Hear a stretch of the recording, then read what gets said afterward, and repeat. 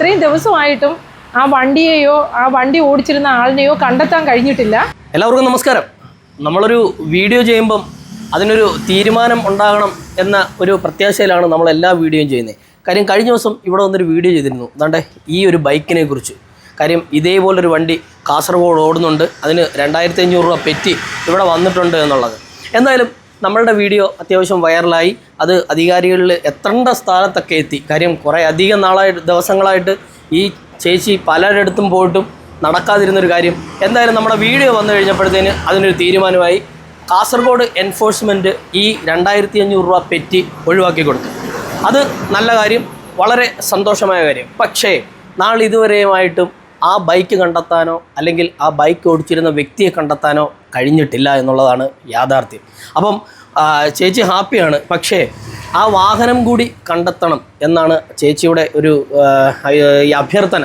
ഈ അധികാരികൾ അതും കൂടെ കണ്ടെത്തി കൊടുത്താൽ വളരെ സന്തോഷമാവും. അപ്പം കൂടുതൽ കാര്യങ്ങൾ ഇതിനെക്കുറിച്ച് ചേച്ചി നമ്മളോട് പറയും. ഞാനിപ്പോൾ വീണ്ടും നിങ്ങളുടെ മുന്നിൽ എത്തുന്നത് ചെറിയൊരു സന്തോഷം, ഒരു പകുതി സന്തോഷം ഷെയർ ചെയ്യാൻ വേണ്ടിയാണ്. ആദ്യം തന്നെ എൻ്റെ ഈ വണ്ടിയുടെ 2500 രൂപയുടെ പെറ്റി ഓടാത്ത വണ്ടിക്ക് വന്ന കാര്യം ഞാൻ മുന്നേ ഒരു വീഡിയോ വാർത്ത ചെയ്തിട്ടുണ്ടായിരുന്നല്ലോ. പക്ഷേ ആ വാർത്ത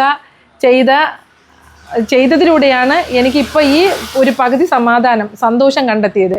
ആ വാർത്ത വൈറലായതോടുകൂടി എൻ്റെ വണ്ടിക്ക് വന്ന 2500 രൂപ പെറ്റി കാസർഗോഡ് എൻഫോഴ്സ്മെൻറ്റ് ഒഴിവാക്കി തരികയും വണ്ടിയുടെ രജിസ്ട്രേഷൻ എൻ്റെ പേരിലേക്ക് മാറ്റാനുള്ള അവസരം ഉണ്ടാവുകയും ചെയ്തു. അതെനിക്ക് സന്തോഷമാണ്.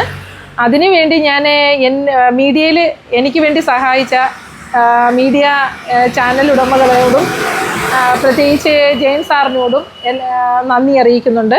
കൂടാതെ തന്നെ ഈ വാർത്ത വന്നതിൻ്റെ അന്ന് തന്നെ രാത്രിയിൽ ഒരു 10:10 എൻഫോഴ്സ്മെൻറ്റിൽ സന്ദീപ് സാർ വിളിക്കുകയും പിന്നെ വണ്ടിയുടെ ജെനുവിനായുള്ള കാര്യമാണെന്നുള്ളത് മനസ്സിലാക്കിയിട്ട് നാളെ തന്നെ അത് RTOയുമായിട്ട് ചർച്ച ചെയ്ത് നമ്മുടെ പെറ്റിയെക്കുറിച്ച് സംസാരിക്കാമെന്നാണ് പറഞ്ഞിരുന്നത്. അതുപോലെ തന്നെ പിറ്റേ ദിവസം വെള്ളിയാഴ്ച ഒരു 3:30 എൻ്റെ പെറ്റി ഒഴിവാക്കിയതായിട്ട് സന്ദീപ് സാർ എന്നെ അറിയിച്ചു.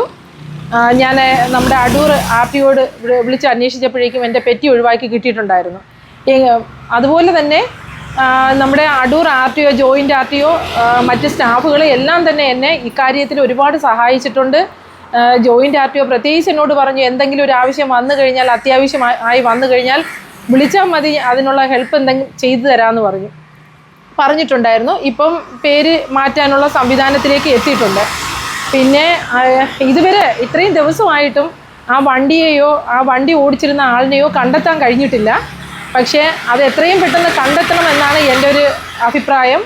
അത് പോലീസിൻ്റെ ഭാഗത്തു നിന്നും എൻഫോഴ്സിൻ്റെ ഭാഗത്തു നിന്നും ആ ഒരു നടപടി ഉടനെ തന്നെ ഉണ്ടാകുമെന്ന് പ്രതീക്ഷിക്കുന്നു. പിന്നെ പ്രത്യേകിച്ച് എൻ്റെ ഈ ഒരു അവസ്ഥ മനസ്സിലാക്കി എൻ്റെ ഒരു കാര്യം വളരെ സീരിയസ് ആയിട്ട് അതിൻ്റെ കർത്തവ്യം പൂർത്തീകരിച്ച ചാനൽ ഉടമകളോട് ഞാൻ എൻ്റെ പ്രത്യേകം നന്ദി അറിയിക്കുന്നു. പ്രത്യേകിച്ച് ജെയിൻ സാറിനോട്. ജെയിൻ സാറ് ഞാൻ എൻ്റെ ഒരു ആവശ്യം എവിടെ പോയി എന്ന് അന്വേഷിച്ചപ്പോഴേക്കും ഞാൻ എൻ്റെ കാര്യം പറഞ്ഞായിരുന്നു. ആ സമയത്ത് അത് വളരെ ഉത്തരവാദിത്വത്തോടു കൂടി തന്നെയാണ് ജെയിൻ സാറ് അത് കാര്യങ്ങൾ ഗൗരവത്തോടു കൂടി കൈകാര്യം ചെയ്യുകയും എനിക്ക് ഇത്ര പെട്ടെന്ന് ഒരു ഫലം കിട്ടാനുള്ള അവസ്ഥയിലേക്ക് എത്തിയത് ഈ എൻ്റെ മുന്നിൽ നിൽക്കുന്ന നല്ലവരായ ഈ ചാനൽ ഉടമകളാണ്. അവരോട് ഞാൻ പ്രത്യേകിച്ച് നന്ദി പറയുന്നു.